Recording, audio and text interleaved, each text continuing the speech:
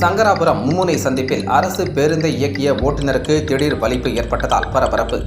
கள்ளக்குறிச்சி மாவட்டம் சங்கராபுரம் மும்முனை சந்திப்பில் இருந்து திருவண்ணாமலை பணிமனையைச் சேர்ந்த 122 என்ற எண் வழித்தடம் கொண்ட அரசு பேருந்தை திருவண்ணாமலை மாவட்டம் தெல்லாம்பாளையம் கிராமத்தைச் சேர்ந்த செந்தில்குமார் என்ற ஓட்டுநர் 30 பயணிகளுடன் வெள்ளிக்கிழமையான இன்று மாலை 3 மணி அளவில் திருவண்ணாமலையை நோக்கி சங்கராபுரம் மும்முனை சந்திப்பு வழியாக சென்று கொண்டிருந்த பொழுது திடீரென்று ஓட்டுநர் செந்தில்குமாருக்கு வாயில் நுரை வெளியேறியபடியே வலிப்பு ஏற்பட்டது.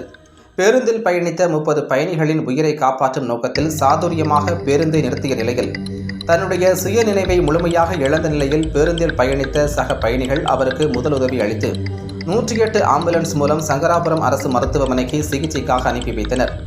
மேலும் தனக்கு வலிப்பு ஏற்பட்டு 30 பயணிகளின் உயிரை காப்பாற்றிய அரசு பேருந்து ஓட்டுநர் செந்தில்குமாரின் செயல் மெய் சிலிர்க்க வைத்துள்ளது.